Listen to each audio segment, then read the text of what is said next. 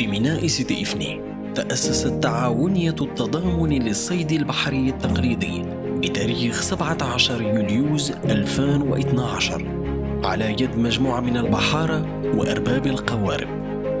حددوا أهدافاً واضحة من أجل مستقبل واضح، وتكمن هذه الأهداف في تطوير وعصرنة الصيد البحري التقليدي ووسائل العمل مع المحافظة على الثروة السمكية، تسويق وتثمين المنتوجات البحرية، تدبير شؤون البحارة، تزويد البحارة بجميع لوازم الصيد والمراكب سواء في الأسواق الداخلية أو الخارجية، التزود بالمحروقات وقطع الغيار اللازمة لوسائل الصيد، إلى جانب ربط جسور التعاون مع مختلف الفاعلين في قطاع الصيد البحري وطنياً ودولياً. تعاونية التضامن للصيد البحري التقليدي وصلت لواحد النضج لأنها خلى على الأقل الآن تعرف الإشكاليات اللي كتميز بها. وصلت من التجربة اللي خلاتها أنها تتواصل مع المهنيين ديالها ويحددوا الإشكالات ديالهم، واللي كيتمثلوا تقريبا اللي يبانوا لنا كمكتب مسير حاليا هما تتمثل أولا في إشكال الضعف ديال الكوادر البشرية المسيرة للتعاونية، كاين إشكالية ديال التثمين والتسويق ديال المنتوج ديال المنخرطين او المكتتبين، كاين اشكال ديال التمويل ديال المشاريع والتمويل ديال من خلال ان التسويق او التثمين المنتوج. يتكون الأسطول النشيط بميناء سيدي إفني للصيد التقليدي من 452 قارب منخرطون بالضمان الاجتماعي، و2040 من البحارة الصيادون المسجلون بالصيد التقليدي، منهم 1531 بحاراً مسجلون بالضمان الاجتماعي، و1415 بحاراً منخرطون بالضمان الاجتماعي، وجميع البحارة منخرطين في التأمين على حوادث الشغل والأمراض المهنية.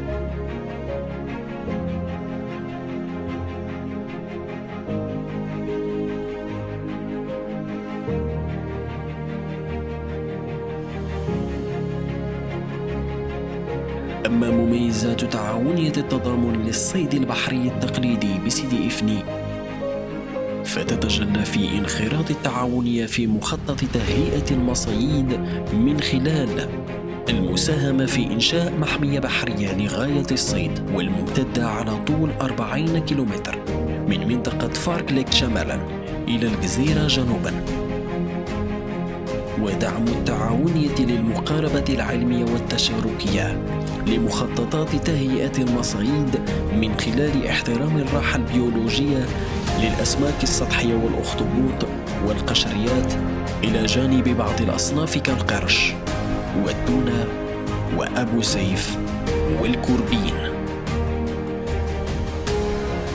نجاعة قطاع الصيد التقليدي بميناء سيدي إفني تتجلى في محاربة تهريب المنتجات البحرية، وبالتالي جميع المهنيين يسوقون مصطاداتهم داخل سوق السمك التابع للمكتب الوطني للصيد قصد الشفافية وتثمين المنتجات التي تتميز بجودة عالية تجعلها تدير مداخل مهمة على المنطقة، بحيث تساهم في استفادة الدولة من العملة الصعبة، وبالتالي يستفيد المهنيين من الاقتطاعات الخاصة بالتغطية الاجتماعية والصحية والتقاعد، وكذا التأمين على حوادث الشغل والأمراض المهنية.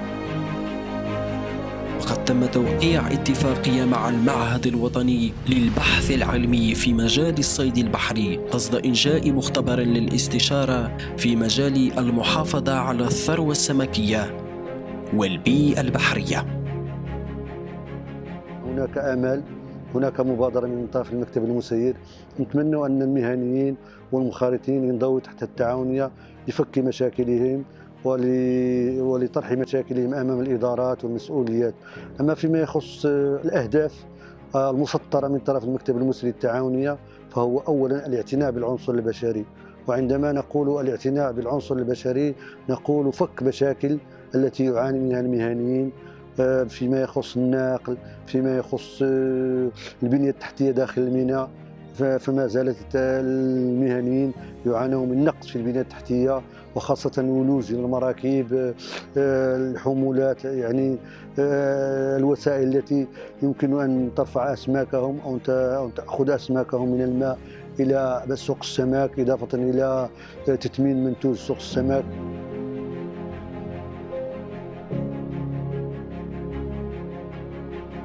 في إطار التواصل مع المهنيين، فإن المكتب المسير للتعاونية لا يدخر جهدا ليعقد العديد من اللقاءات من أجل المناقشة والحوار في مجموعة من المواضيع والمشاكل بحضور مختلف المتدخلين في القطاع، إلى جانب القيام بمجموعة من اللقاءات التواصلية مع البحارة في إطار التحسيس والتوعية بالسلامة البحرية والمحافظة على الثروة السمكية.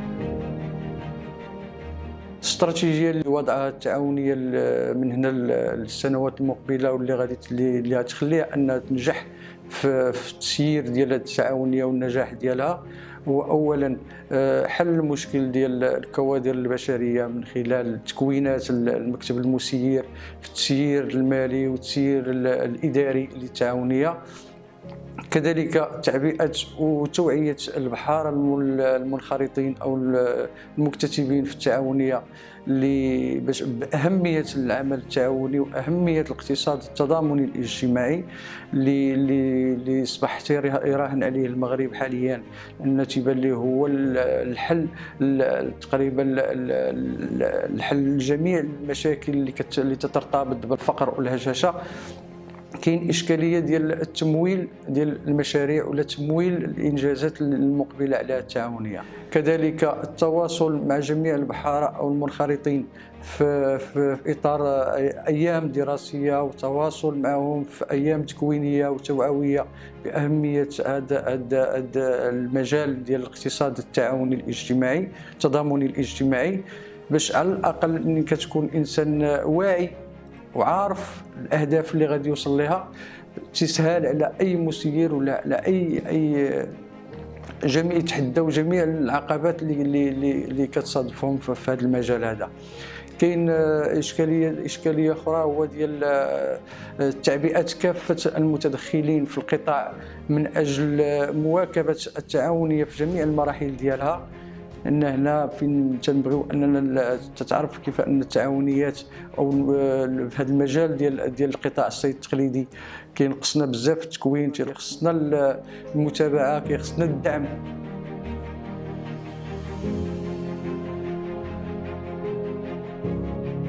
يزخر إقليم سيدي إفني بثروات سمكية مهمة، مما يجعل قطاع الصيد البحري أهم نشاط اقتصادي. فميناء سيدي إفني هو الشريان الاقتصادي لجهة قلميم ودنون، حيث يمتد نفوذ الدائرة البحرية لسيدي إفني على حوالي 200 كيلومتر على طول سواحل المحيط الأطلسي، يحدها شمالا وادي مسة وجنوبا وادي درعا. ويتميز ساحل سيدي إفني بوفرة الأسماك وجودتها، والتي تصدر للخارج.